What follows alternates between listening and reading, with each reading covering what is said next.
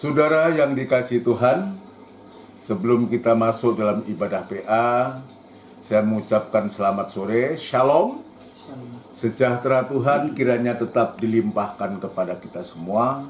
Mari sebelum kita angkat pujian, kita akan tundukkan kepala sejenak untuk kita berdoa menyerahkan ibadah PA ini. Bapa yang bertahta dalam kerajaan surga, di dalam nama Tuhan Yesus Kristus, pada sore hari ini Tuhan kembali kami datang kepadamu dalam ibadah PA. Tuhan, sebelum kami memuji membesarkan namamu, kami menyerahkan ibadah ini ke tanganmu. Biarlah Tuhan Engkau hadir dan Engkau memberkati ibadah kami dari awal sampai pada selesainya. Demikian pula kami pun juga menyerahkan hidup kami ke tanganmu. Biarlah Tuhan, mulai dari hamba dan seluruh sidang jemaatmu, imam-imammu semua, menyerahkan diri kepadamu. Biar kiranya Tuhan Engkau menolong kami, memberikan kekuatan, kemampuan kepada kami, untuk kami bisa beribadah, memuji, membesarkan nama Tuhan. Namun demikian, di saat kami beribadah, kuasa kegelapan tidak tinggal diam untuk mengganggu kami. Dan itu sebabnya kami sehati panggil namamu yang penuh kuasa, untuk mengusirkan segala pekerjaan setan itu di dalam nama Tuhan Yesus Kristus, darah Kristus yang berkuasa. Terima kasih Tuhan, kami yakin dan percaya kebebasan yang dari Tuhan untuk kami bisa memuji dan membesarkan namamu Tuhan. Terima kasih, dalam nama Tuhan Yesus Kristus kami alaskan doa dan sembahyang kami. Haleluya, amin. Puji Tuhan, saudara sekalian. Mari kita akan mulaikan ibadah kita dengan kita angkat pujian dari buku Psalm nomor 142. Yang menantikan Tuhan, membaharui kuatnya, dia akan terbang bagai burung nasa. Dia lari dan tak lelah, dia jalan dan tak jatuh. Oh Tuhan, ajarku menantimu. Yang menantikan Tuhan, membaharui kuatnya, dia akan terbang bagai burung nasa. Dia lari dan tak lelah, dia jalan dan tak jatuh. Oh Tuhan, ajarku menantimu. Sekali lagi. Yang menantikan Tuhan, membaharui kuatnya, dia akan terbang bagai burung nasa. Dia lari dan tak lelah, dia jalan dan tak jatuh. Oh Tuhan, ajarku menantimu. Kalimat yang terakhir ini merupakan doa permohonan kita. Oh Tuhan, ajarku menantimu.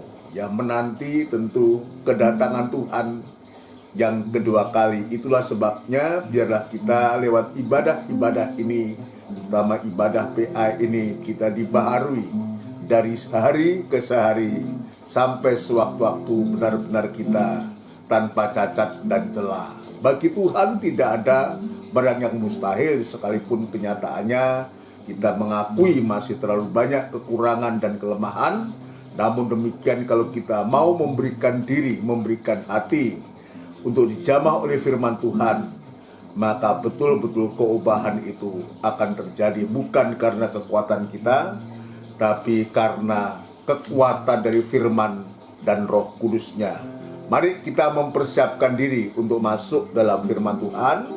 kita akan melakukan pujian dari buku Pesalu juga, nomor 107, biar ku datang ke sungai-Mu Tuhan.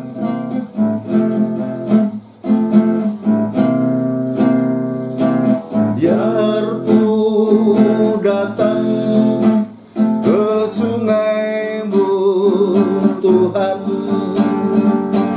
biar ku minum ke sungai-Mu Tuhan,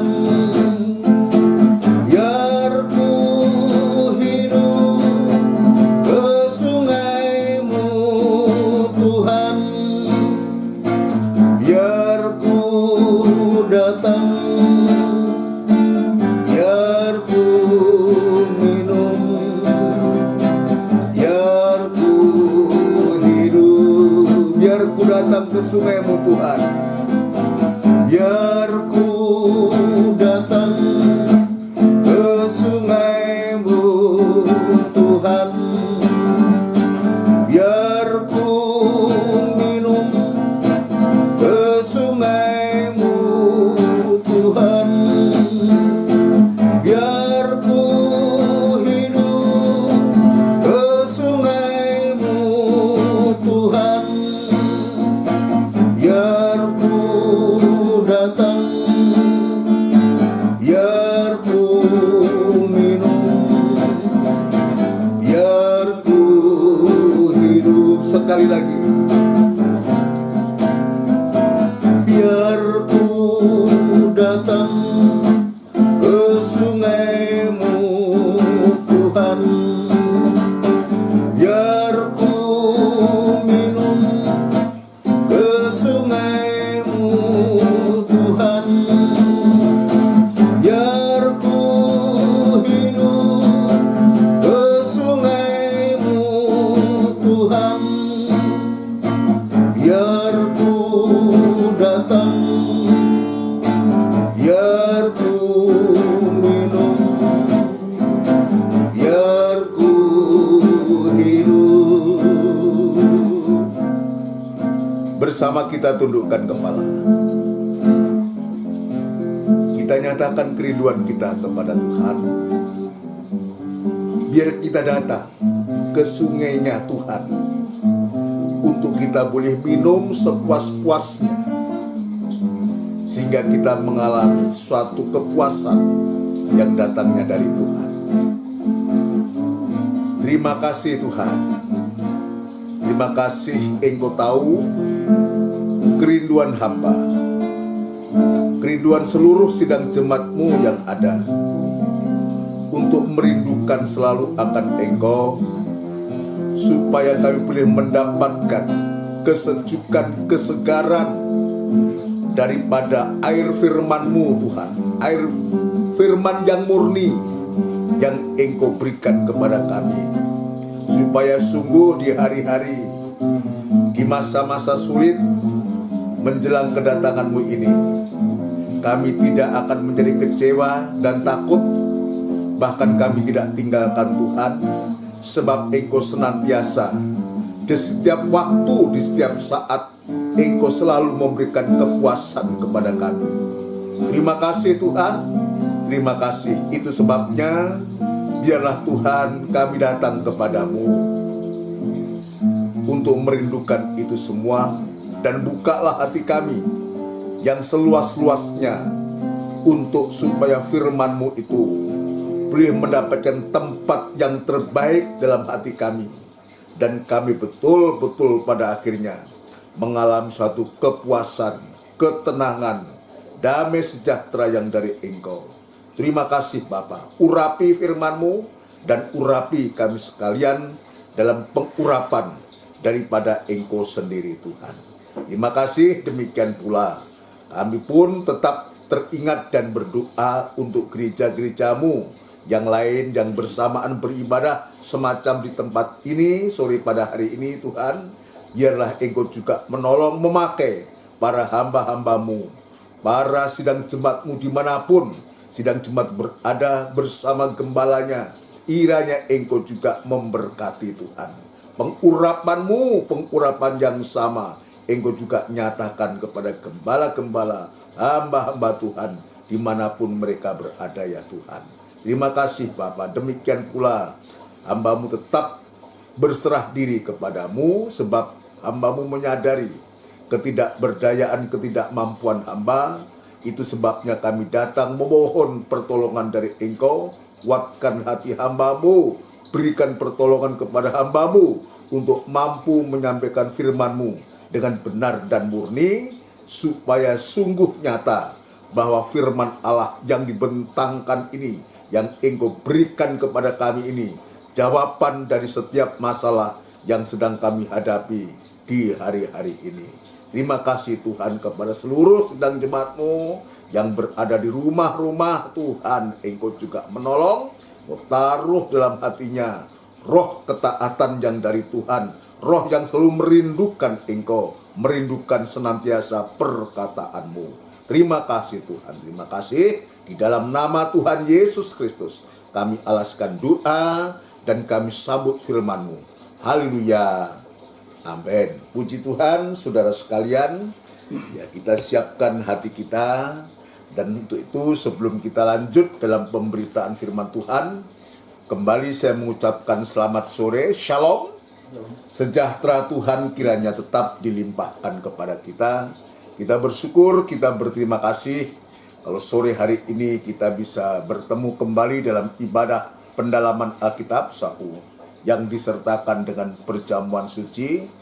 Biar kita perhatikan bagi saudara yang mau mengikuti, silakan Saku, untuk kita mempersiapkan segala sesuatunya yang berkaitan dengan ibadah PA ini.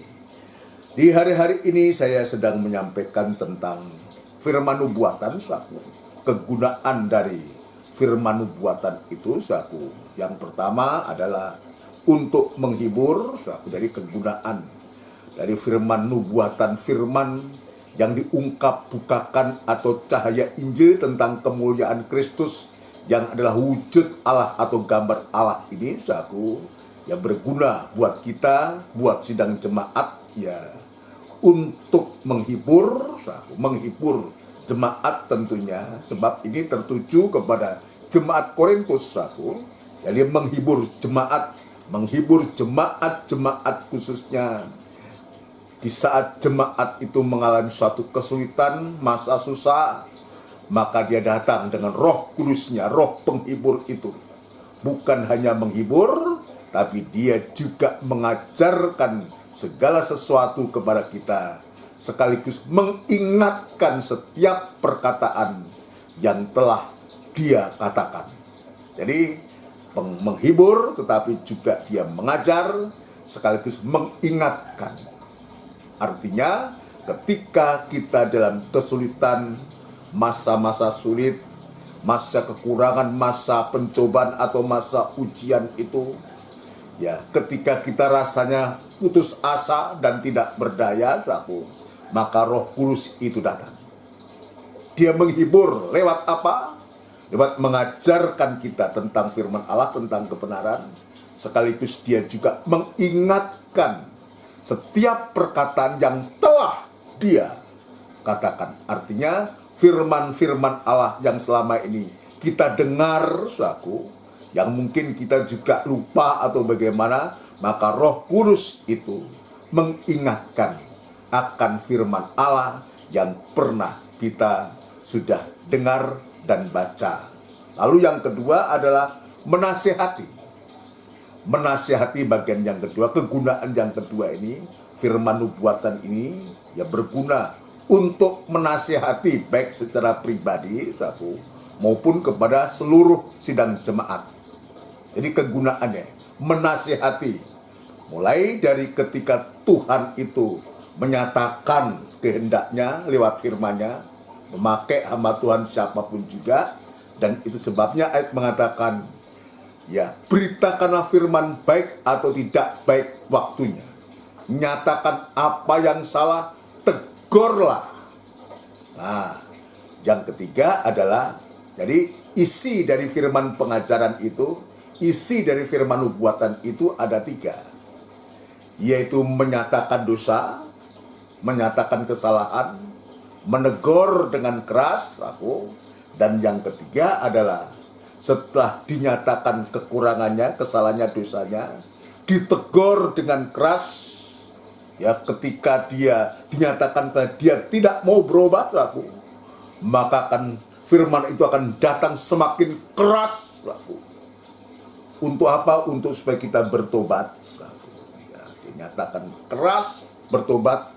Kalau sudah bertobat, saudaraku, dinyatakan dan dia sadar, ditegur, dia sadar, dia bisa bertobat, saudaraku, maka baru setelah dia bertobat, maka jadilah teguran itu menjadi nasihat. Jadi menjadi nasihat. Jadi nasihat ini penting, bagaimana Tuhan itu menunjukkan nasihatnya kepada jemaatnya, kepada kita ini. Bagikan kita ini sebagai anak, ya, sebagai seorang bapak yang dia menasihati atau mendidik anak-anak. Begitu Tuhan itu dengan kesabaran dan pengajaran. Ayat mengatakan, nyatakan apa yang salah, tegurlah dan nasihatilah dengan kesabaran dan pengajaran. Ini yang Tuhan tunjukkan kepada kita. Baru yang ketiga, nanti ini yang akan kita periksa. Yang ketiga ini adalah membangun. Jadi membangun, menghibur, menasihati, juga membangun. Firman nubuatan ini, firman yang diungkap-bukakan itu, yang dimana ayat menerangkan ayat itu, yang terambil dari ayat firman Allah sepenuhnya ini, dia juga membangun. Jadi nubuat itu tujuannya untuk membangun jemaat. Coba ini dibaca kembali, 1 Korintus pasal yang ke-14. 1 Korintus pasal yang ke-14, ayat yang pertama lebih dulu. 1 Korintus 14 ayat yang pertama. Ya. Sekali lagi tentang karunia roh. Ya. Kejarlah kasih itu. Kejarlah kasih itu. Jadi kasih itu harus diupayakan. Jadi ayat firman Allah ini tidak mungkin salah, nanti ada kaitannya dengan nubuat. Kejarlah kasih itu, artinya ini suatu perintah, ajakan atau himbauan untuk setiap kita, khususnya dalam jemaat itu. Sebab ini surat ditujukan kepada jemaat Korintus. Kejarlah kasih itu dan usahakanlah dirimu memperoleh karunia-karunia roh. Ya, usahakanlah, ya, dirimu memperoleh karunia roh, terutama karunia untuk bernubuat. Jadi nubuat itu sangat penting. Nubuat itu di zaman akhir ini benar-benar sangat dibutuhkan. Kenapa? Yang lalu saya sudah menunjukkan kepada kita semua, nubuat itu menceritakan apa-apa yang akan terjadi. Ya, itu sudah dinubuatkan, diceritakan apa yang akan terjadi. Sepertinya kitab Wahyu. Kitab Wahyu ini kitab nubuatan yang belum terjadi, tetapi lewat kitab Wahyu itu kita bisa melihat apa-apa yang akan terjadi. Terutama adalah kejadian atau peristiwa tentang kedatangan Tuhan yang kedua kali. Ya, jadi ini nubuat. Tapi juga nubuat ini firman Allah yang ingin mengungkapkan, membongkar keadaan dari jemaat.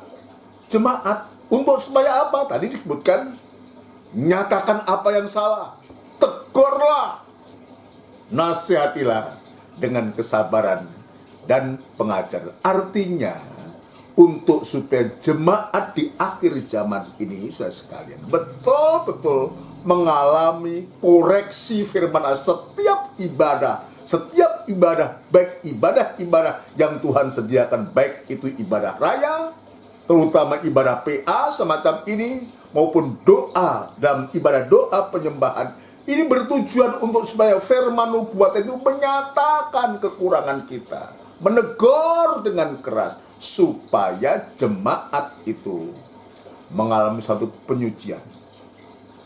Terus menerus kita mengalami penyucian oleh firman Tuhan, kita mengalami suatu pembaharuan dari firman Allah, maka betul-betul sampai sewaktu-waktu nanti jemaat itu ditampilkan tanpa cacat dan celah, sempurna seperti dia sempurna. Sebab dia yang mengatakan hendaklah engkau benar seperti Yesus benar, hendaklah engkau suci seperti dia itu suci, sampai sewaktu-waktu hendaklah engkau sempurna sebab Bapa itu sempurna.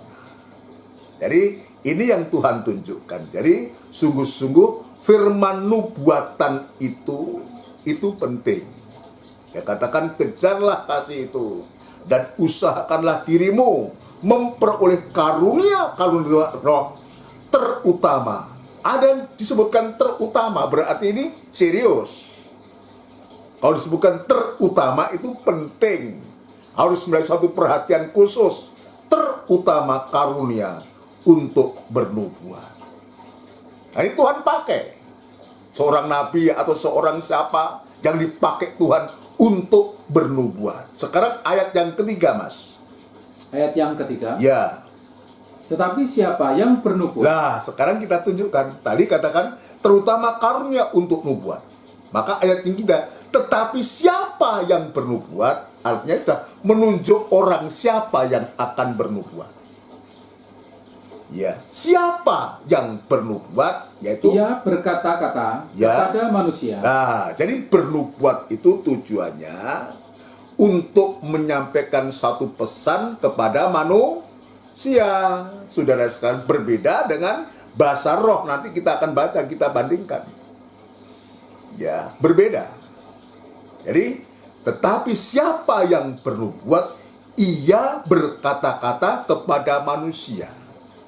Yang bernubuat itu dia menyampaikan satu pesan Allah untuk ditujukan kepada manusia, supaya manusia itu mengerti apa yang dipesankan oleh yang bernubuat itu.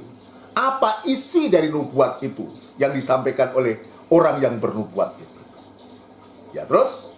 Ia membangun. Nah, jadi kegunaan dari nubuat itu, orang yang bernubuat itu, atau penyampaian firman Tuhan itu, isi firman Tuhan yang disampaikan itu harus membangun,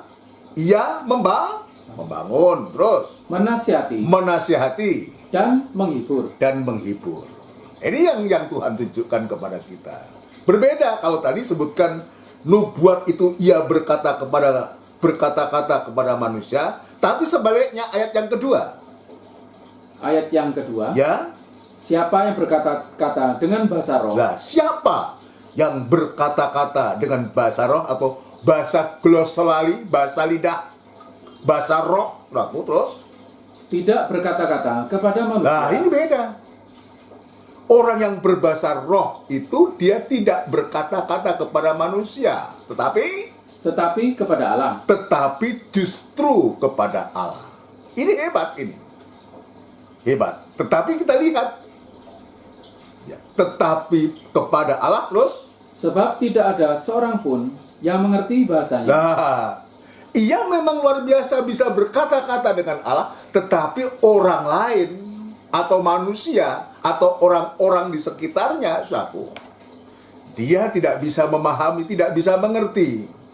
Ya, tidak mengerti bahasanya, terus? Oleh roh, ya, yang mengucapkan hal-hal yang rahasia. Oleh roh itu, ia mengucapkan hal-hal yang rahasia kepada Allah.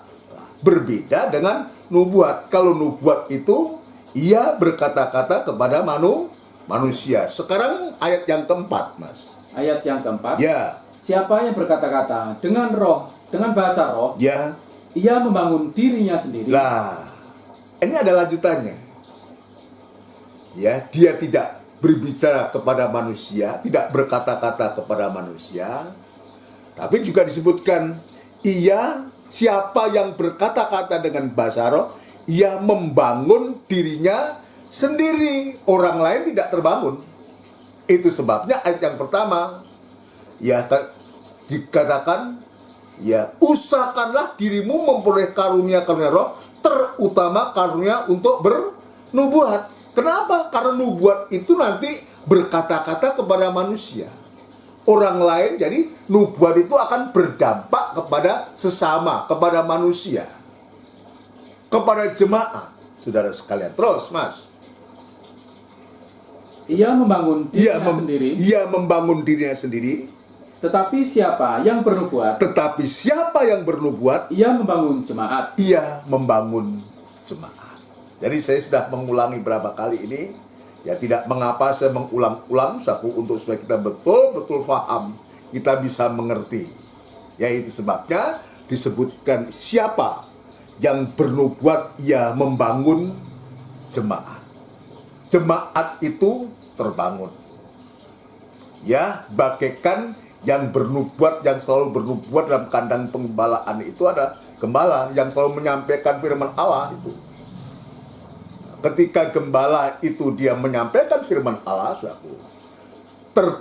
ditujukan kepada seluruh jemaat bisa mengerti. Tetapi kalau saya berbahasa roh, maka untuk membangun diriku sendiri, jemaat tidak mengerti, tidak terbangun.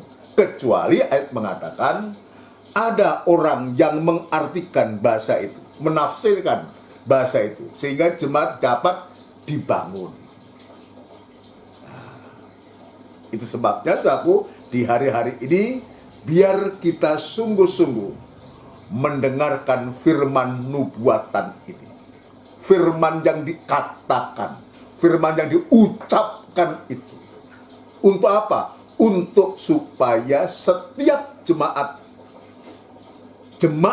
Tuhan yang mendengar perkataan yang dikatakan, artinya perkataan yang dikatakan, firman yang dibukakan rahasianya ini, maka jemaat itu sungguh-sungguh mengalami suatu pembaharuan, mengalami suatu kebangunan rohani. Jadi kebangunan rohani itu sebetulnya tidak harus menunggu nanti sekian tahun atau apa, dia harus di gedung besar, harus di lapangan yang terbuka. Tidak. Kebangunan rohani itu bisa terjadi setiap waktu, setiap saat dalam kandang penggembalaan itu. Kenapa? Karena firman nubuatan ini selalu dibentangkan, disampaikan kepada jemaat. Coba saya teringat ayat dalam Injil Yohanes pasal yang ke-15. Yohanes pasal yang ke-15. Ya jangan ditutup dulu, saya akan kembali ke sana nanti. Saya akan tunjukkan yang disebutkan firman yang dikatakan itu, yang kukatakan itu. Ayat yang ketiga. Yohanes 15 ayat yang ketiga. Ya. Kau memang sudah bersih karena firman yang telah kukatakan kepadamu. Nah, ini kita lihat. Firman yang kukatakan kepadamu, kata Tuhan ini, ada firman yang diungkap-bukakan rahasianya. Firman yang menunjukkan kekurangan kita. Firman yang menegur dengan keras, tapi juga firman yang menasihati dengan kesabaran dan pengajaran. Untuk apa? Untuk supaya jemaat itu boleh mengalami satu pembaharuan, penyucian, dan sekaligus boleh mengalami kebangunan rohani. Saya kembali kepada 1 Korintus pasal 14 ayat yang keempat tadi. Tetapi siapa yang bernubuat, ia membangun jemaat. Membangun jemaat. Kemarin saya sudah menyebutkan membangun jemaat itu sama dengan membangun tubuh Kristus. Ya, membangun jemaat itu juga sama dengan membangun bait Allah. Siapa bait Allah itu? Kemarin sudah kita baca 1 Korintus pasal yang ketiga, adalah kita. Sama. Membangun tubuh Kristus sama dengan membangun bait Allah. Ya, membangun. Kamu disebutkan 1 Korintus pasal 3, kamu adalah bangunan Allah. Tapi dia juga mengatakan kamu adalah ladangnya Allah. Ini sama. Dia jemaat, penyebutannya jemaat, atau jemaat juga disebutkan tubuh Kristus, tapi juga disebutkan ladang Allah, tapi juga disebutkan bangunan Allah. Tapi nanti pada akhirnya hanya satu penyebutan saja. Setelah disebutkan jemaat, tubuh Kristus, bait Allah, tempatnya Allah berdiam, sampai sewaktu-waktu puncaknya adalah penyebutannya adalah satu, yaitu gereja Tuhan itu disebutkan mempelai perempuan Tuhan. Kenapa sebutkan mempelai perempuan Tuhan? Sebab Yesus datang yang kedua kali bukan sebagai Tuhan dan Juru Selamat lagi, saudara sekalian, tetapi Injil atau cahaya Injil tentang kemuliaan Kristus yang adalah wujudnya Allah atau firman nubuatan itu justru menceritakan tentang kedatangan Yesus sebagai Raja dan sekaligus sebagai mempelai pria surga untuk menjemput, untuk membawa gerejanya yang adalah mempelai perempuan Tuhan. Ini yang Tuhan tunjukkan kepada kita. Itu sebabnya, saudaraku, biar kehidupan kita ini, saudaraku, di hari-hari ini, ya Rasul Paulus dia menyebutkan kamu ladang Allah, kamu bangunan Allah, kamu tubuh Kristus, kamu juga bangunan Allah. Coba ini dibaca. 1 Korintus pasal yang ketiga. 1 Korintus pasal yang ketiga, saudara sekalian ya.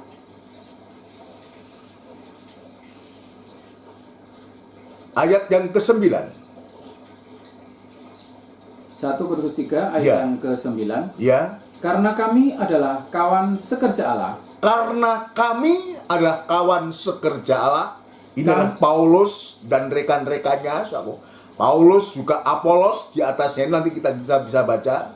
Dia menjelaskan kami adalah kawan sekerja Allah. Terus Kamu nah, adalah perhatikan, kamu, siapa yang disebutkan kamu ini?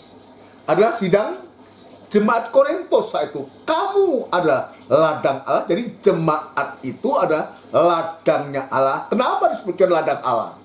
Ladang itu tempatnya untuk berkegiatan, tempatnya orang berkegiatan, tempatnya orang bekerja. Ladang Allah itu harus dikerjakan. Ya, tempatnya kita berkegiatan. Baik itu melalui ibadah-ibadah, pelayanan-pelayanan, dan bidang apapun juga. Itu tempatnya orang bekerja, berkegiatan. Kalau ladang Allah itu adalah jemaat Tuhan, ladangnya pekerjaan Tuhan itu. Maka kita biar ada di sana untuk selalu berkegiatan yang dikaitkan dengan ladangnya Allah, dikaitkan dengan pekerjaan Tuhan. Tapi dia juga disebutkan apa?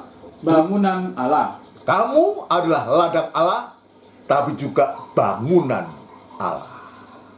Bangunan Allah. Puji Tuhan. Hari Minggu saya menceritakan tentang bagaimana Musa itu ya diberi kepercayaan oleh Tuhan untuk naik ke atas gunung, di atas Sinai, untuk diperlihatkan kerajaan surga secara mini. Dia tunjukkan itu.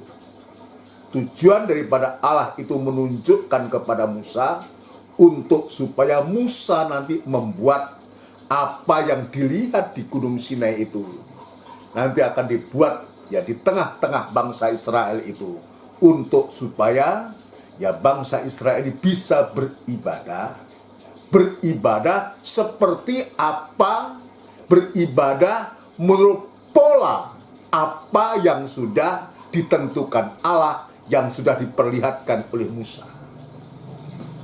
Jadi ini disebutkan kita ini adalah bangunan Allah, ladang Allah, bangunan Allah. Jadi kalau kita kembali 1 Korintus pasal yang ke-14, maka kegunaan dari nubuat itu, saudaraku, Tetapi siapa yang bernubuat, ia membangun jemaat, membangun tubuh Kristus, membangun bangunan Allah. Lah, untuk itu, saudaraku, kalau itu skopnya kecil dalam jemaat, saudaraku, dalam membangun jemaat itu, dalam setiap jemaat itu, saudaraku, di sana ada seorang gembala sebagai penanggung jawab dalam penggembalaan itu, saudaraku, nanti dibantu oleh penatua. Di bawahnya ada imam-imam atau koordinator, ada imam-imam.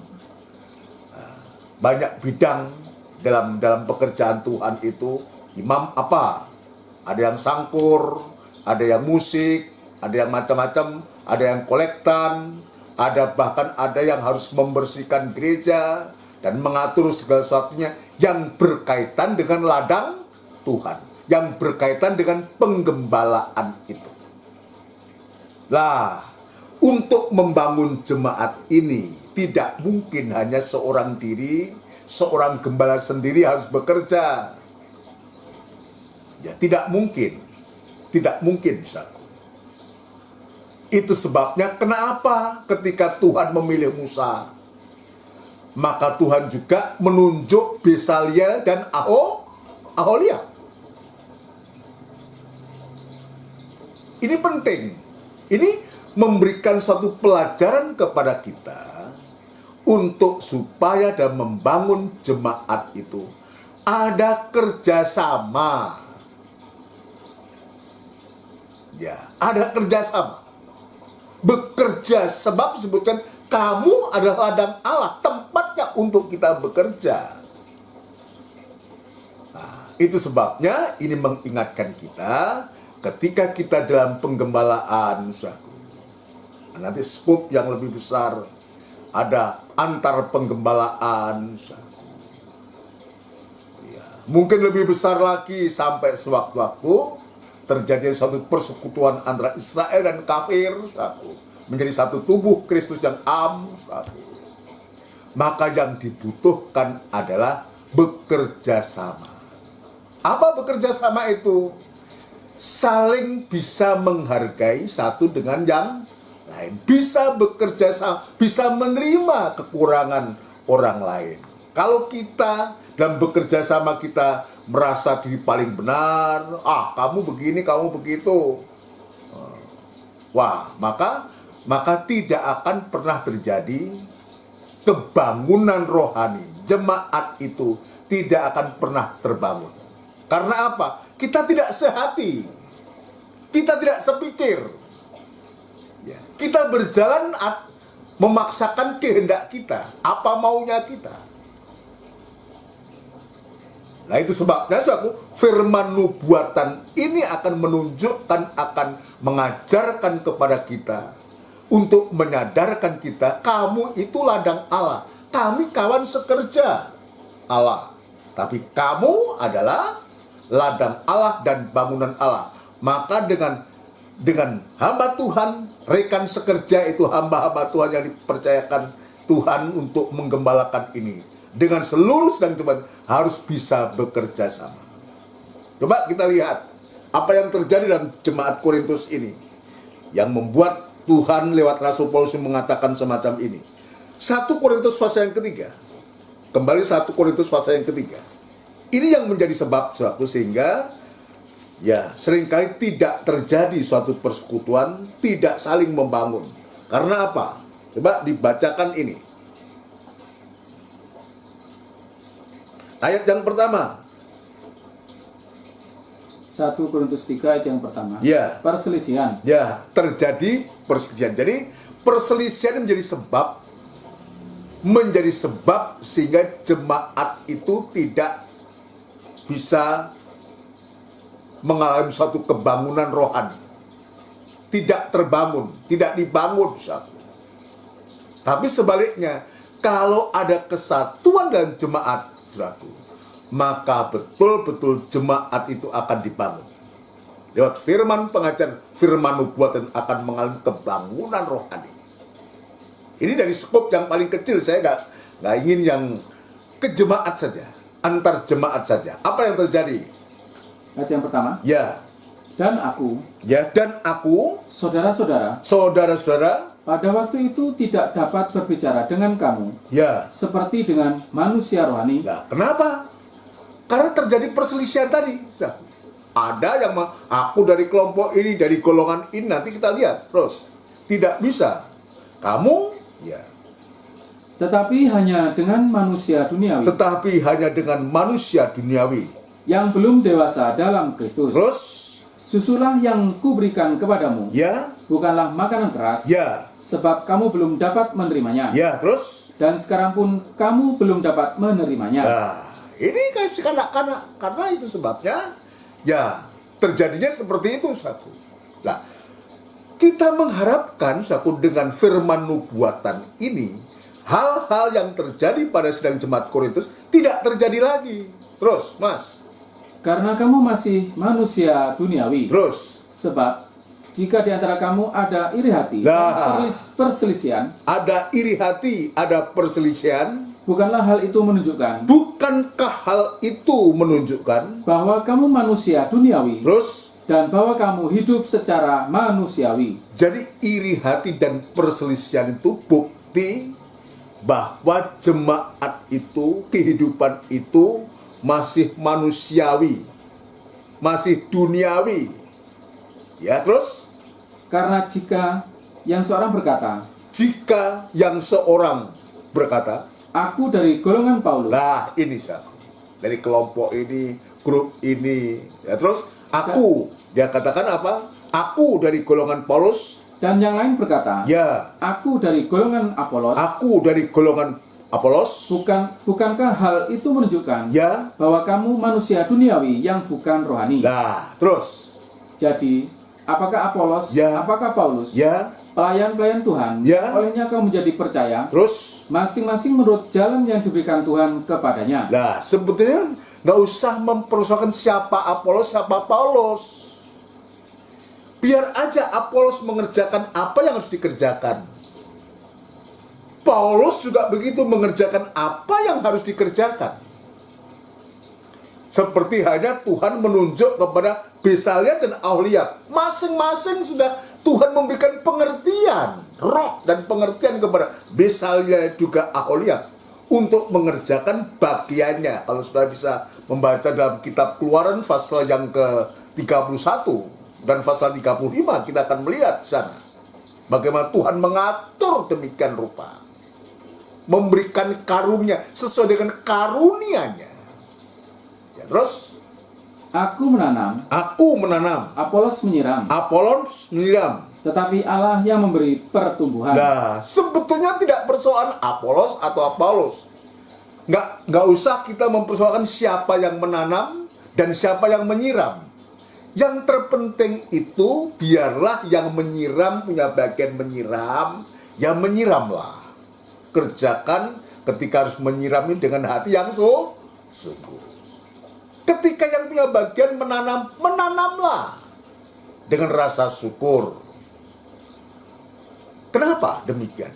Tidak ada artinya kita mau gontokan siapa menanam, siapa yang menyiram, kalau pada akhirnya Tuhan tidak memberikan pertumbuhan. Betul? Apa selanjutnya itu? Karena itu, yang penting bukanlah yang menanam, ya, yang penting bukan yang menanam atau yang menyiram, melainkan Allah yang memberi pertumbuhan. Nah, terus Baik yang menanam Ya. ataupun yang menyiram Ya. adalah sama. terus Dan masing-masing akan menerima upahnya sesuai dengan pekerjaannya sendiri. ayat yang ke-9. Karena kami adalah kawan sekerja Allah. Ya, kawan sekerja Allah. Apolos, Paulus itu kawan sekerja Allah. Tetapi seringkali kita yang membuat semacam itu, kita memisah-misahkan. Ya, golongan Paulus. Ya. Kalau disebutkan di sini apa? Paulus menyiram, Paulus menanam, Apolos menyiram. Ini kita beda-beda. Kita yang mau bedakan. Padahal Tuhan mengatakan itu sama. Betul nggak? Sama. Baik. Ya. Disebutkan apa itu? Tetapi Allah yang memberi pertumbuhan. Betul itu? Ya. tetapi Allah yang memberikan pertumbuhan. Karena itu yang penting bukanlah yang menanam atau yang menyiram, melainkan Allah yang memberi pertumbuhan. Dan ayat selanjutnya, baik yang menanam maupun yang menyiram adalah sama. Nah, ini mengajarkan kepada kita suatu ayat-ayat ini, bagaimana kita diajar untuk kita bekerja sama untuk membangun, terutama membangun jemaat. Itu kalau dalam kandang penggembalaan, membangun jemaat, saling membangun, saling menguatkan, saling mengingatkan, sehingga jemaat itu betul-betul terbangun. Kalau skop lebih besar adalah tubuh Kristus itu betul-betul akan terbangun. Karena apa? Karena mulai dari gembalanya, dari hamba-hamba Tuhan itu bisa bekerja sama, tidak saling mengejek, tidak saling merendahkan, tidak saling mengatakan aku lebih murni, kamu tidak murni. Bukan itu.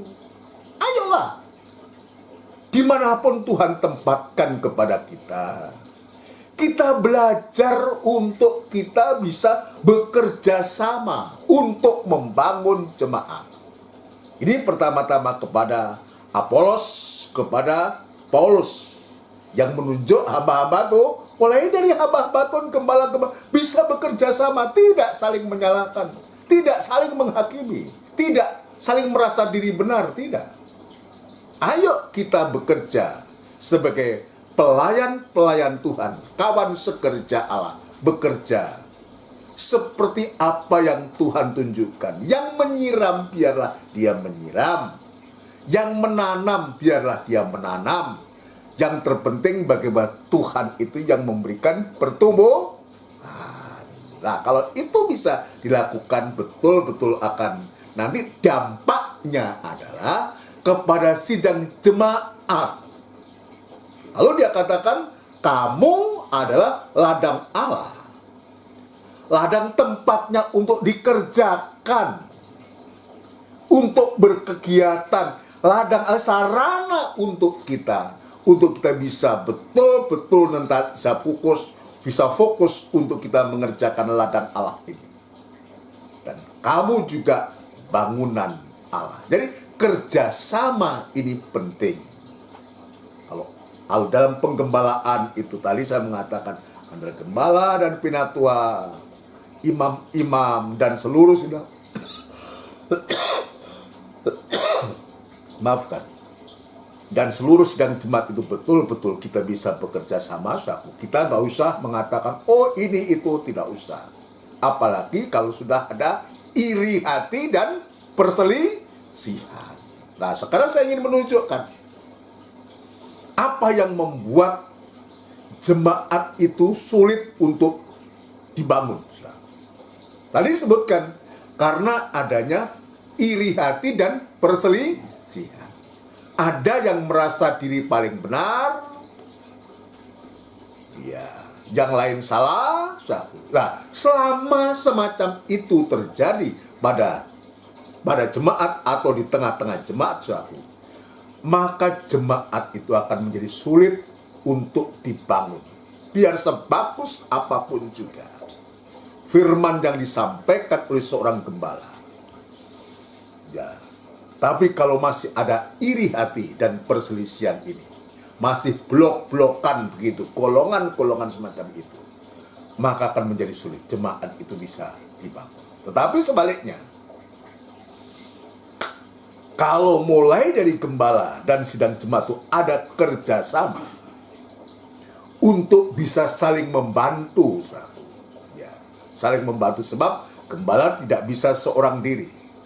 Kalau bayangkan kalau semua mesti gembala, wah, di mana tubuh Kristus itu? Di mana anggota atau anggota jemaat itu? Bagian tubuh yang lain itu di mana? Ya, itu sebabnya tadi disebutkan ada yang menanam, ada yang menyiram. Artinya ayat ini mengajarkan untuk kita bisa bekerja sama, saling menerima dan saling menghormati. Tadi saya mengatakan, sepanjang ada iri hati, ada perselisihan, rasa diri benar, dan kita suka menghakimi orang, maka kebangunan rohani itu akan menjadi sulit terwujud. Tapi sebaliknya, kalau ada kerjasama, masing-masing saling merendahkan diri, rasa diri tidak mampu,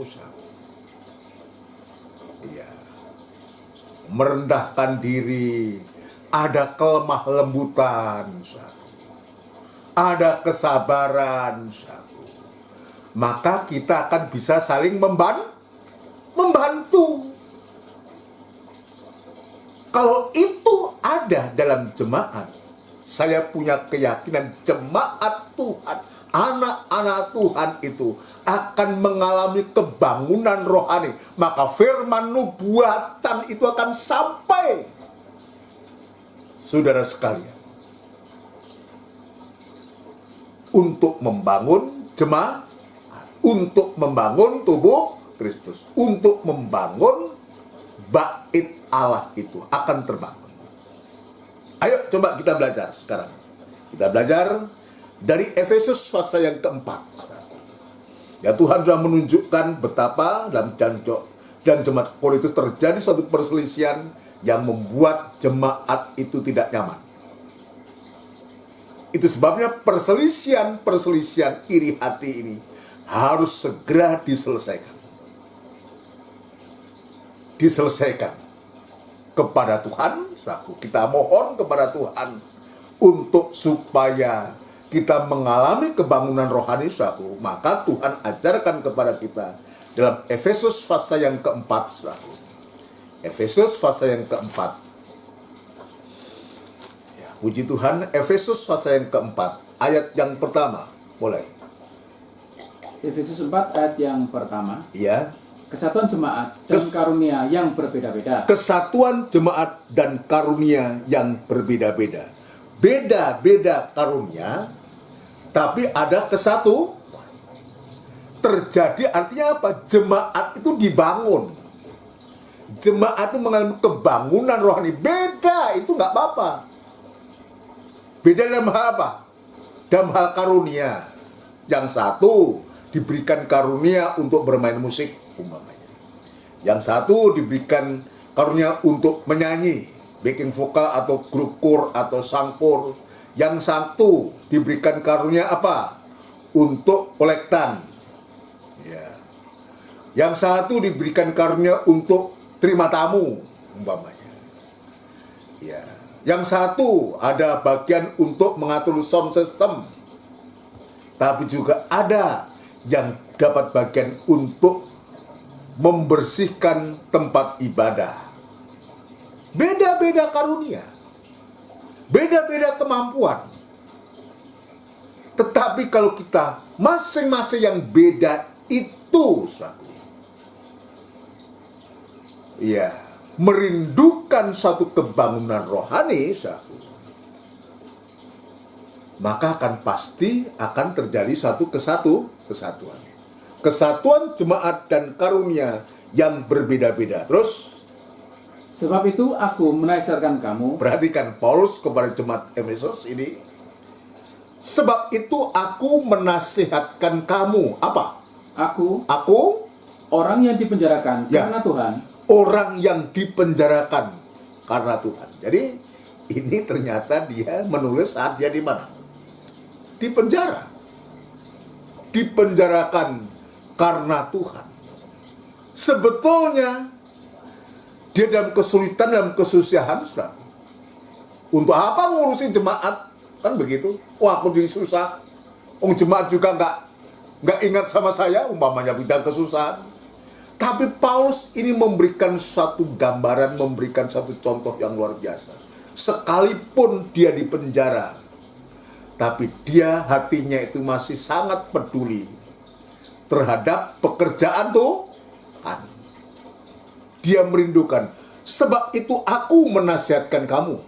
Aku, orang yang dipenjara karena Tuhan, supaya hidupmu sebagai orang-orang yang telah dipanggil berpadanan dengan panggilan itu. Nah, supaya hidupmu sebagai orang-orang yang telah dipanggil berpadanan dengan panggilan itu.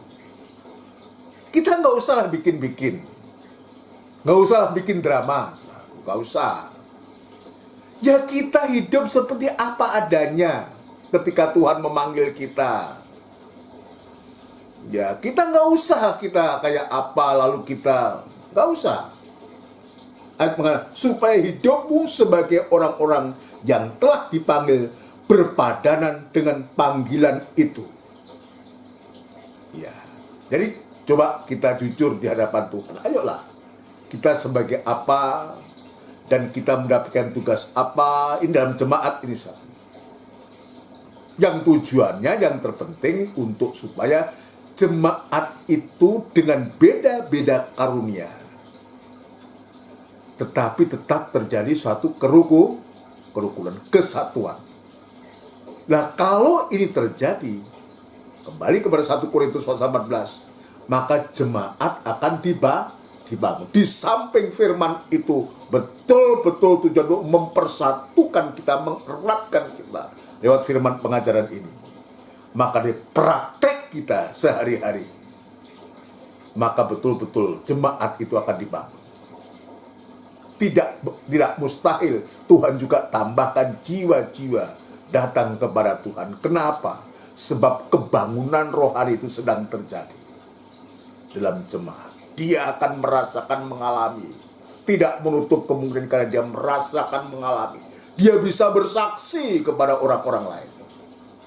Untuk dia bisa memenangkan jiwa-jiwa, membawa jiwa-jiwa datang untuk beribadah kepada Tuhan. Supaya apa? Mereka juga mengalami kebangunan rohani. Terus, Mas. Hendaklah kamu selalu rendah hati. Sebentar. Supaya hidupmu sebagai orang-orang yang telah dipanggil berpadanan dengan panggilan itu. Maka ayat yang kedua, diulangi. Hendaklah kamu selalu rendah hati. Nah, ini kuncinya. Kuncinya untuk supaya terjadi kesatuan. Ya, dengan karunia-karunia yang berbeda sekalipun. Kalau dalam jemaat ini seperti Paulus mengatakan, hendaklah kamu selalu rendah hati. Satu. Terus yang kedua, lemah lembut. Lemah lembut. Dua. Dan sabar. Sabar. Tiga. Terus, tunjukkanlah kasihmu dalam hal saling membantu. Nah, tunjukkanlah kasihmu dalam hal saling membantu. Jadi ada 3 pelajaran di sini. Untuk supaya jemaat ini bisa bersatu, ada kesatuan satu. Dan jemaat ini betul-betul mengalami kebangunan rohani, dibangun satu. Oleh firman pengajaran ini, oleh firman nubuatan ini satu. Maka Paulus mengatakan, ya, nasihatkan, hendaklah kamu selalu rendah hati. Kata rendah hati ini mudah dibaca, mudah didengar, tapi tidak mudah dipraktekkan. Ini untuk diriku sendiri, juga kepada kita semua, mulai dari saya. Saya harus mengatakan, saya moco bolak-balik, bulan baleni satu, rendah hati. Hendaklah kamu rendah hati. Tapi tidak segampang apa yang kita baca dan kita ucapkan, saudara-saudara. Tapi karena ini firman Tuhan, maka tidak pernah salah.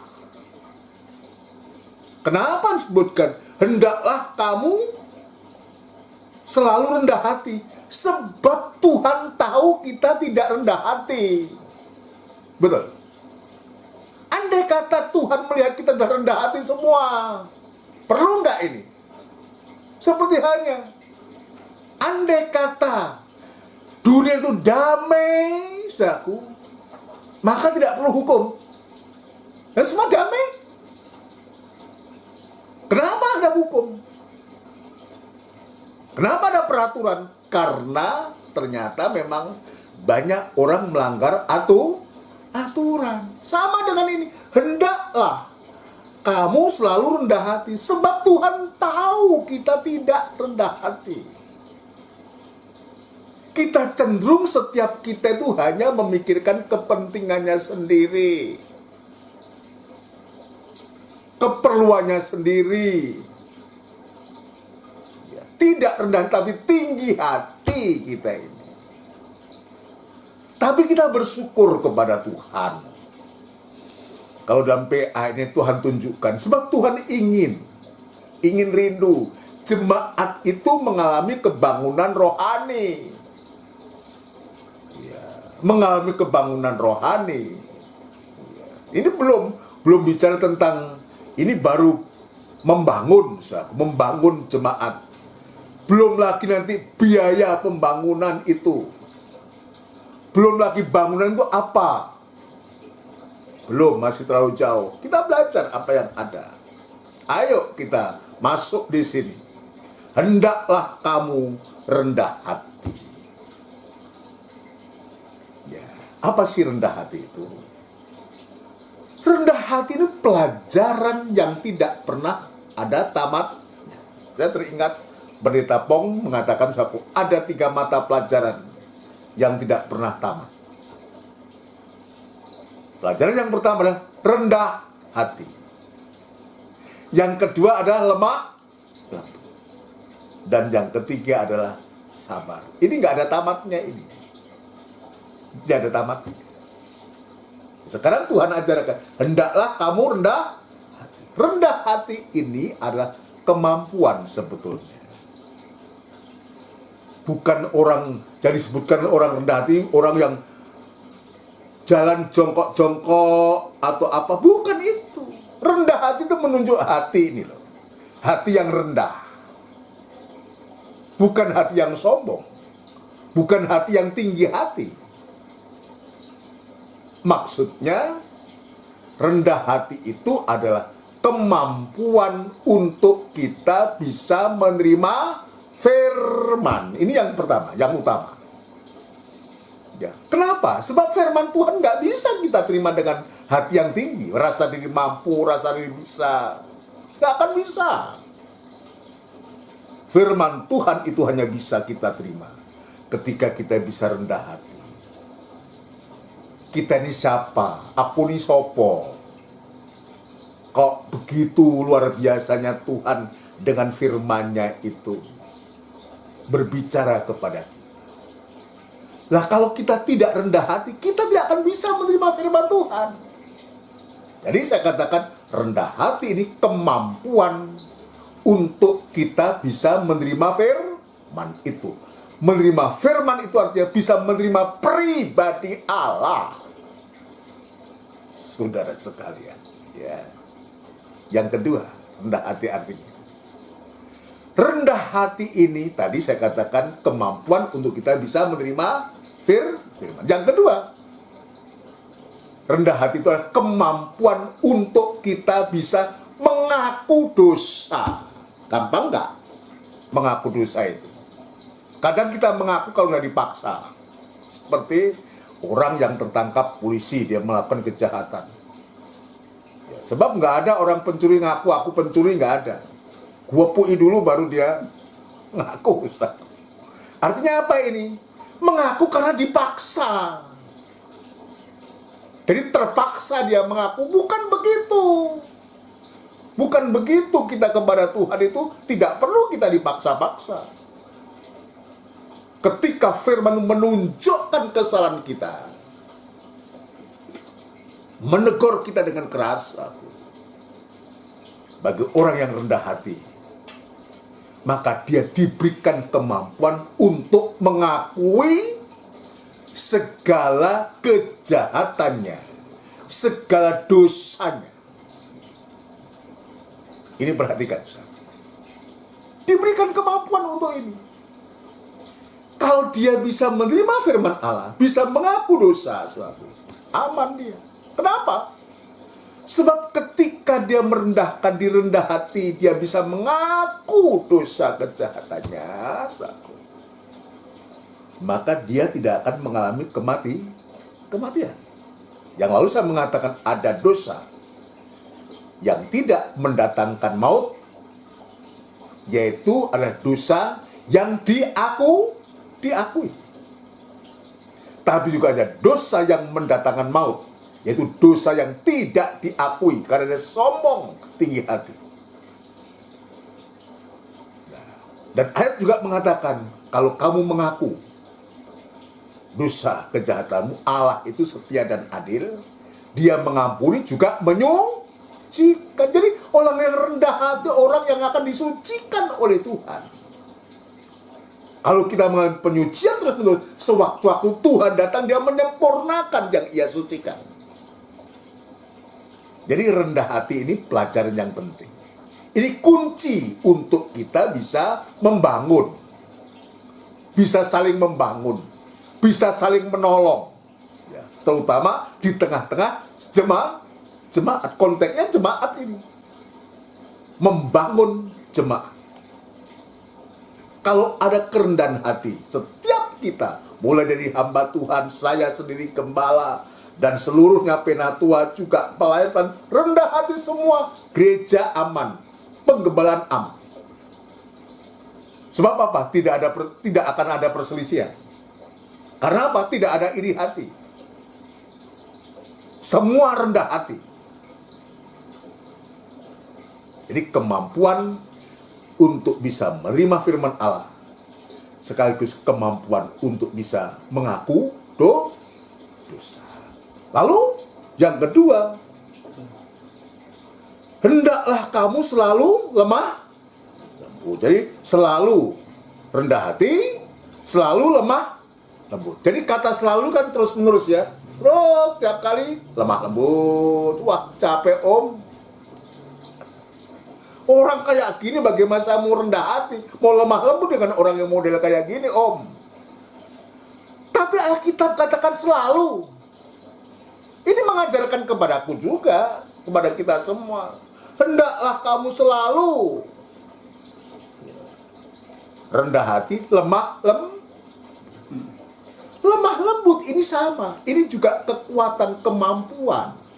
Tadi saya mengatakan rendah hati juga kemampuan, tapi lemah lembut ini juga kemampuan.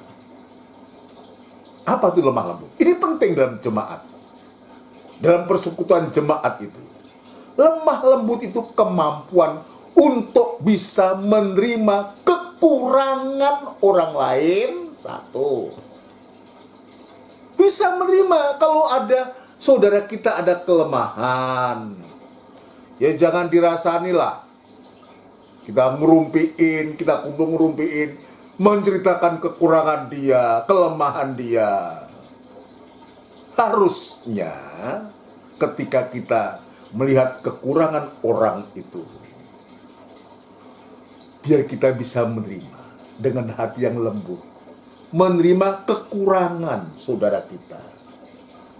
Menerima kekurangan dari anggota sidang jemaat yang lain. Ayat mengatakan anggota bagian tubuh yang paling lemah itu justru harus mendapatkan perhatianku khusus. Tapi seringkali kita tidak demikian. Kalau kita melihat kekurangan saudara kita cepat untuk kita mencela. Kita mengata-ngatain, kita rasanin. Kita ceritain kepada orang. Diler. Bukan didoakan. Musinya yang benar adalah kalau hati kita lemah lembut selaku. Justru orang yang demikianlah harus kita bisa terima dengan kekurangannya itu. Dengan kelembutan hati kita bisa menerima. Untuk apa? Untuk supaya saudara kita yang ada kekurangan tidak menjadi minder dan putus asa. Dengan sikap kita bisa menerima dia, itu sama dengan kita mengangkat dan menolong dia. Hati yang lemah lembut bisa menerima kekurangan orang lain. Nah coba andai kata suami dan istri nggak ada hati, ini hancur suatu. Langsung suatu. Was. Tapi dengan hati yang lembut itu Apapun kekurangan istri, kekurangan suami, kekurangan anak, kekurangan orang tua, kita selalu tangan kita terbuka. Harapan kita untuk supaya saudara-saudara kita ini bisa tertolong.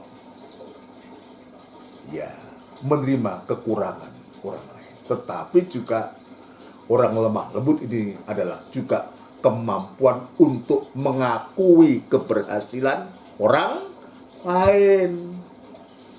Ya, jangan iri kalau orang berhasil, dia kok diberkati dan macam-macam sesuatu. Yanti lah. Coba kalau kita punya hati yang lembut, ya memang betul dia diberkati.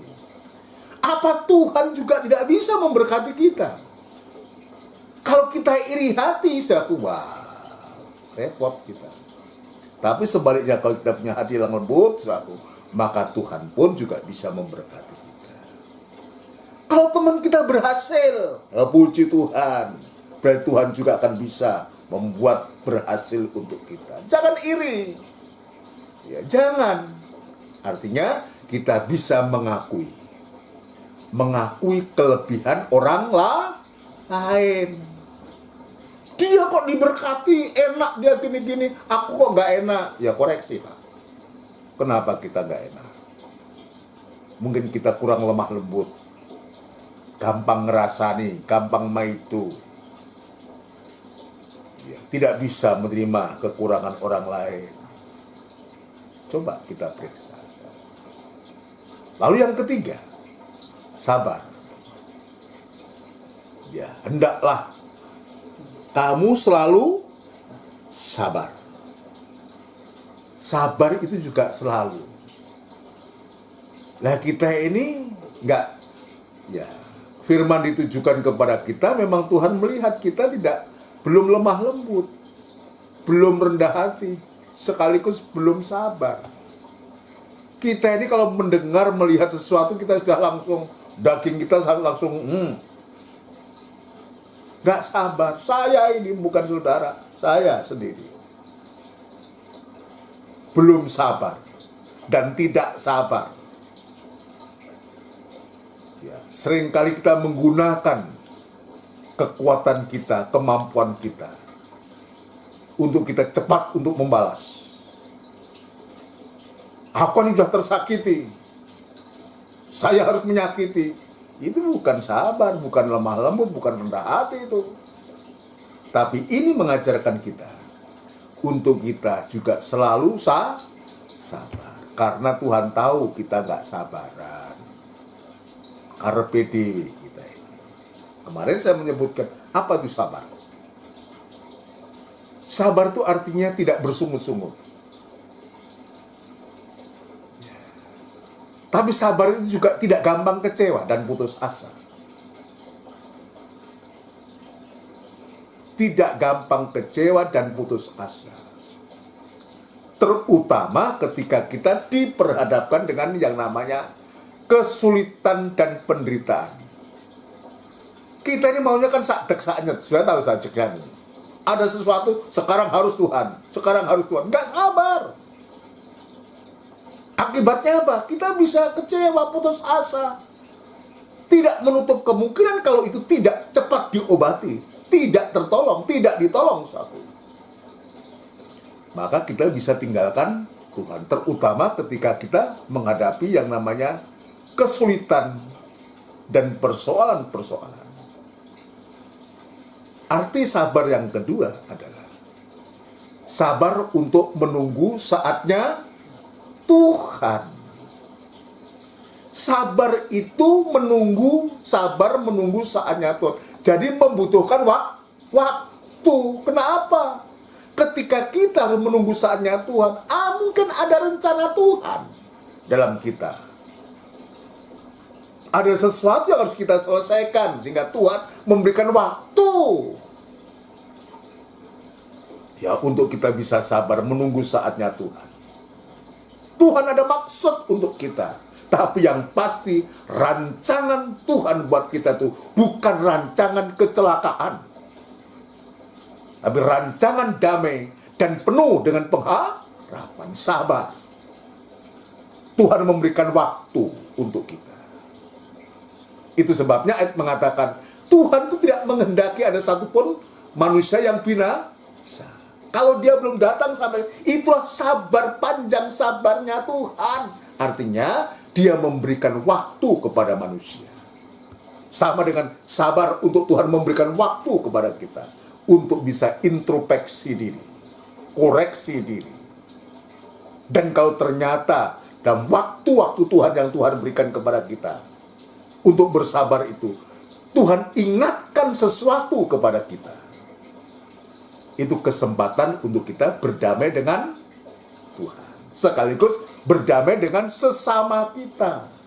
Nah, kalau ini ada, saudaraku, ada kelemah lembutan, ada rendah hati, ada lemah lembut, ada sabar. Ayat mengatakan, ya, hendaklah kamu selalu rendah hati, selalu lemah lembut, dan sabar. Tunjukkanlah kasihmu dalam hal saling membantu. Sama dengan saling membangun. Nah, 3 pelajaran ini yang kita dapatkan pada malam hari ini. Untuk apa? Kalau dalam jemaat ini, ya, mulai dari gembalanya ada rendah hati, ada lemah lembut, ada kesabaran.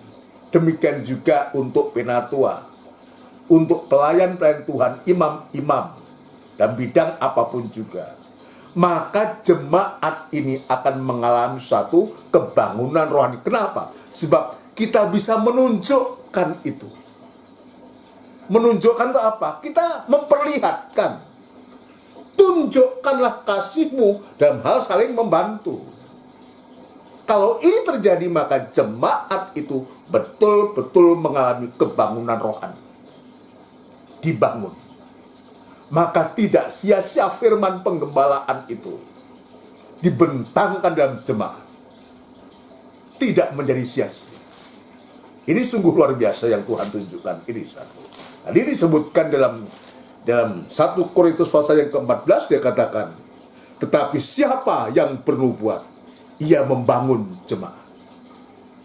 Jadi firman penggembalaan itu, firman pengajaran itu betul-betul membawa kehidupan kita untuk kita betul-betul saling membangun dalam jemaat itu sampai kepada kita. Ketika Tuhan ajarkan selalu rendah hati, lemah lembut dan sabar ini, maka kita ada alasan untuk kita bisa menunjukkan, memperlihatkan kasih itu, kerelaan kita itu, pengorbanan kita itu untuk bisa saling membangun, saling membantu. Betul-betul kalau ini terjadi, saudara sekalian, jemaat akan mengalami kebangunan. Tidak peduli jemaat itu hanya berapa, tidak harus besar sebesar apa, tetapi jemaat itu selalu dalam suasana kebangunan rohani, dibangunkan rohaninya. Bukan hanya lewat gembala, tapi lihat setiap anak-anak Tuhan ini betul-betul saling membangun. Saling membangun. Ini yang Tuhan tunjukkan pada sore malam hari ini, saudara. Ya, itu sebabnya biarlah keadaan kita yang hari-hari ini yang Tuhan tunjukkan, kita dibawa oleh Tuhan, oleh firman nubuatan ini, untuk membawa setiap kehidupan kita, ya, apa yang kita dengar, apa yang kita terima ini, saudara, biar bertujuan untuk supaya jemaat itu antar anak-anak Tuhan. Jadi jemaat itu adalah persekutuan anak-anak Tuhan. Ya, persekutuan anak-anak Tuhan yang sudah selamat, yang sudah diselamatkan oleh Tuhan, mengalami, dibangun rohaninya. Ya, kita terus berdoa, kita memohon kepada Tuhan, biar firman nubuatan ini senantiasa dibentangkan dalam sidang jemaat dalam kehidupan kita untuk membawa kita. Puji Tuhan. Mari kita akan mempersiapkan diri untuk masuk dalam perjamuan suci, suatu Ya, kita mengaku di hadapan Tuhan. Kita akan melakukan pujian dari NR 105, ketika ku lemah. Biar kita mengaku di hadapan Tuhan, kita lemah Tuhan.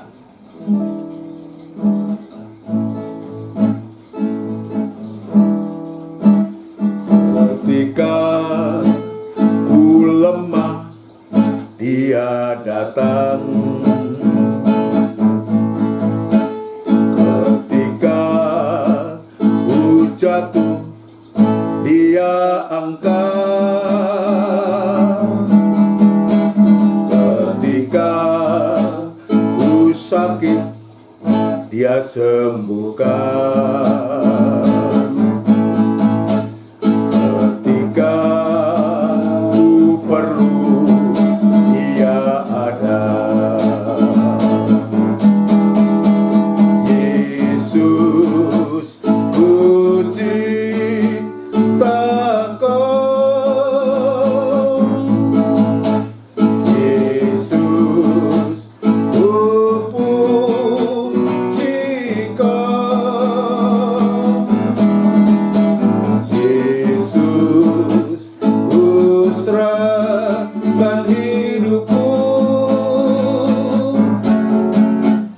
Yesus, ku sembah Kau. Dari atas. Ketika ku lemah, Dia datang. Ketika ku jatuh, Dia angkat. Ketika ku sakit, Dia sembuhkan. Ketika ku perlu, Dia ada. Yesus, ku cinta Kau. Kita tunjukkan hati kita kepada Tuhan. Yesus, ku puji Kau. Yesus, ku serahkan hidupku.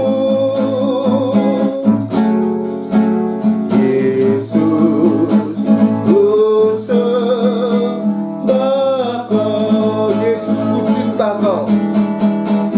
Yesus, ku cinta Kau. Yesus, ku puji Kau. Yesus, ku serahkan hidupku. Yesus, ku sembah Kau. Kita bersama tundukkan kepala. Kita akan berdoa sekaligus kita menyerahkan diri kita kepada Tuhan untuk supaya kita layak bersekutu dengan tubuh dan darahnya Tuhan. Biar kita mengaku di hadapan Tuhan, kita yang lemah dan kita yang tidak berdaya ini, kita yang sombong, kita yang tinggi hati, kita yang kasar, kita yang tidak sabar, seringkali bukan membangun jemaat. Jemaat justru tidak terbangun dengan sikap cara kita,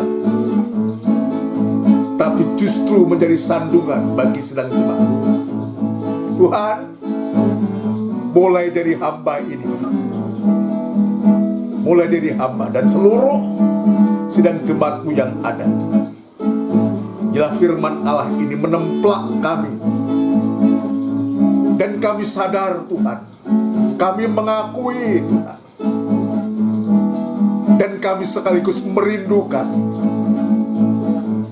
untuk supaya firman yang kami terima, yang dibentangkan ini, mengoreksi kehidupan kami semua dan sidang jemaat-Mu boleh mengalami kebangunan rohani. Terima kasih Tuhan, terima kasih. Kita tundukkan kepala, kita berdoa kepada Tuhan. Bapa, ampuni segala kekurangan, kesalahan kami, kesombongan kami, ketinggian hati kami, kekasaran kami, ketidaksabaran kami. Tapi Engkau lewat firman-Mu Tuhan mengajarkan kami untuk selalu rendah hati, selalu lemah lembut, dan sekaligus selalu sabar Tuhan. Tuhan, kami rindu untuk setiap kami untuk bisa menunjukkan kasih antar saudara-saudara kami dalam jemaat, untuk bisa saling membangun, untuk saling membantu satu dengan yang lain Tuhan. Sekali lagi ampuni kami Tuhan. Di hadapan kami ada tubuh dan darah-Mu Tuhan. Sebelum kami bersekutu Tuhan, sekali lagi ampuni kami, ampuni kami, ampuni kami Tuhan. Supaya kami layak untuk bersekutu dengan tubuh dan darah-Mu Tuhan. Terima kasih Tuhan. Yakin dan percaya Engkau mengampuni kami, Engkau menyucikan kami, hingga kami bisa melakukan firman-Mu Tuhan. Untuk kami bisa sungguh-sungguh saling membantu, kami boleh saling membangun satu dengan yang lain. Terima kasih Tuhan, terima kasih, layakkan kami semua. Terima kasih, berkati tubuh dan darah-Mu ini Tuhan. Di dalam nama Tuhan Yesus Kristus, kami sambut tubuh dan darah-Mu. Haleluya. Amin. Puji Tuhan. Mari saudara sekalian, kita akan menikmati tubuh dan darahnya Tuhan. Ya. Ya. Ya, puji Tuhan.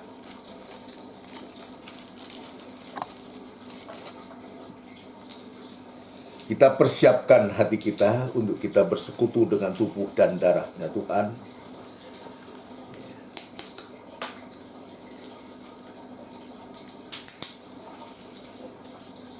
Ya. Haleluya. Kita akan lakukan pujian ini sekali lagi dari atas kurnya, baru nanti kita akan masuk dalam perjamuan suci. Ketika ku lemah,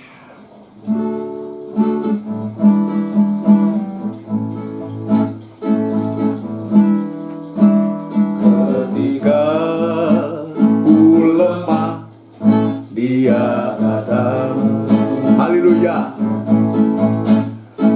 Ketika ku jatuh, Dia angkat. Ketika ku sakit, Dia sembuhkan. Haleluya. Ketika ku perlu, Dia ada. Tunjukkan tubuhnya Kristus. Yesus, ku cinta Kau. Yesus, ku puji Kau. Yesus, ku serahkan hidupku. Yesus, ku sembah Kau. Haleluya. Yesus, ku cinta Kau. Yesus, ku puji Kau. Yesus, ku serahkan hidupku. Yesus, ku sembah Kau. Dengarkan firman Tuhan, biar kita tunjukkan, kita buktikan bahwa kita mencintai Dia, berarti kita juga melakukan perintah-perintahnya. Dengarkan firman Tuhan. Sebab apa yang telah kuteruskan kepadamu, telah aku terima dari Tuhan, yaitu bahwa Tuhan Yesus pada malam waktu ia diserahkan, mengambil roti dan sesudah itu, ia mengucap syukur atasnya. Ia memecah-mecahkannya dan berkata, inilah tubuhku yang diserahkan bagi kamu. Perbuatlah ini menjadi peringatan akan aku. Kita makan bersama dengan hati percaya dalam nama Tuhan Yesus Kristus.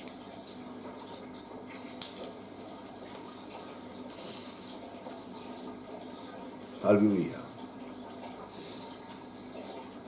Haleluya. Haleluya. Unjukkan darahnya Kristus lebih tinggi dari kepala. Saudara, anggur ini bukan obat, tapi ini kuasa Tuhan. Itu sebabnya biar kita nikmati darahnya Tuhan, sebab di dalamnya terkandung kuasanya untuk mampu menolong kita, menyembuhkan sakit penyakit kita semua, terutama hati kita. Dengarkan firman Tuhan. Demikian juga ia mengambil cawan sesudah makan lalu berkata, cawan ini adalah perjanjian baru yang dimeteraikan oleh darahku. Perbuatlah ini setiap kali kamu meminumnya menjadi peringatan akan aku. Kita minum bersama dengan hati percaya dalam nama Tuhan Yesus Kristus. Haleluya. Kita unjukkan kedua tangan kita. Nanti Mas Didit Eko akan berdoa syukur kepada kita semua. Sebab setiap kali kamu makan roti ini dan minum cawan ini, kamu memberitakan kematian Tuhan sampai ia datang kembali. Terima kasih Tuhan. Terima kasih. Terima kasih Tuhan. Haleluya, haleluya. Haleluya. Terima kasih Tuhan. Terima kasih. Bapa yang baik yang kami Haleluya, haleluya, haleluya. Kristus kami ucap syukur. Haleluya, haleluya. Engkau begitu baik buat kehidupan kami. Haleluya, haleluya. Tuhan, sore hari ini Tuhan. Haleluya, haleluya. Engkau masih memperhatikan kami. Haleluya, Engkau masih haleluya. mempedulikan kami Tuhan. Haleluya. Firman-Mu Tuhan. Terima kasih. Bila firman menyatakan kesalahan kami. Haleluya, Bila firman haleluya. menunjuk akan perbuatan kami yang Haleluya, yang haleluya. jauh haleluya. daripadamu Tuhan. Terima kasih. Oh Tuhan, ampunilah kami Tuhan. Ampunilah Terima kami, kasih Tuhan. Tuhan. Kami berterima kasih akan pengajaran Haleluya, Tuhan. haleluya, haleluya. Oh Tuhan, kami masih banyak Terima kekurangan kasih, Tuhan Tuhan. dalam yang dalam firman-Mu ini Tuhan. Haleluya, Kami haleluya. percaya Tuhan. Haleluya, Dan firman-Mu ini Tuhan. Terima Biar kasih, semakin Tuhan. hari kami semakin dikuatkan. Haleluya, Semakin mengerti Tuhan akan Haleluya. firman-Mu Tuhan. Bila Terima firman-Mu kasih. tertanam dalam kehidupan kami Tuhan. Ya, Tuhan. Untuk kami lakukan Tuhan. Haleluya. Terima kasih Tuhan. Terima kasih Terima Tuhan. kasih, Terima kasih. Inilah firman-Mu yang hidup Tuhan. Haleluya. Bila firman itu nyata buat kehidupan kami Tuhan. Terima kasih, Terima Tuhan. kasih Tuhan. Terima kasih Bapak. Tuhan.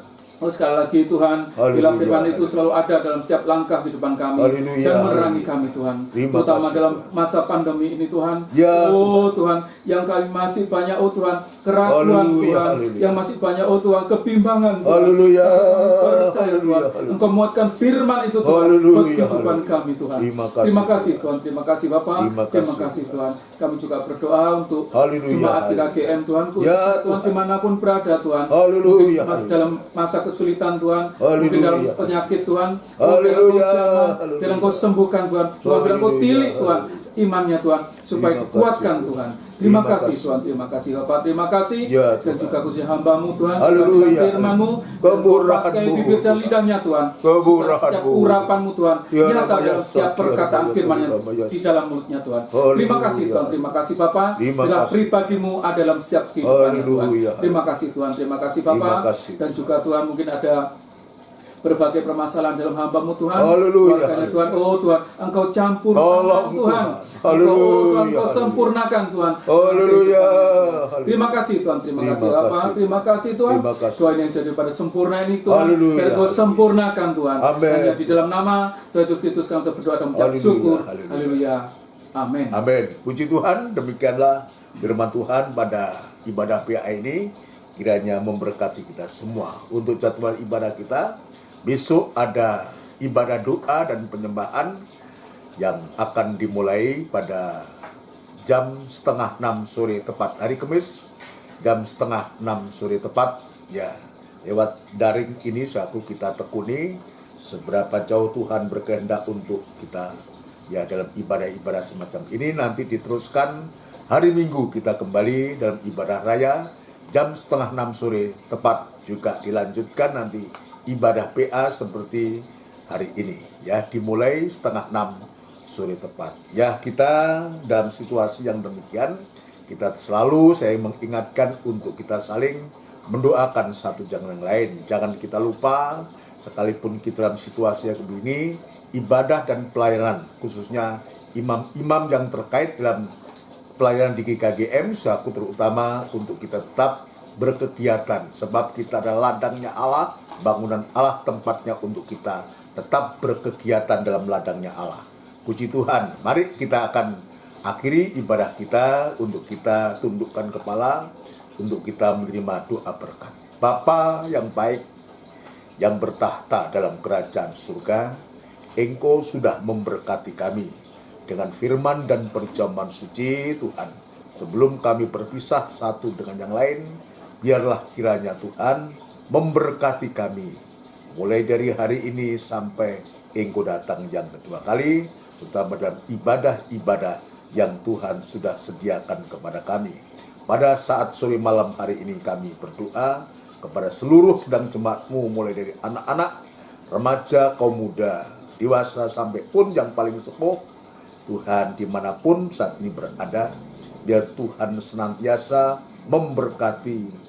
Engkau nyatakan perlindungan-Mu Tuhan di saat pandemi ini sedang terjadi di bangsa kami ini, khususnya dunia pada umumnya.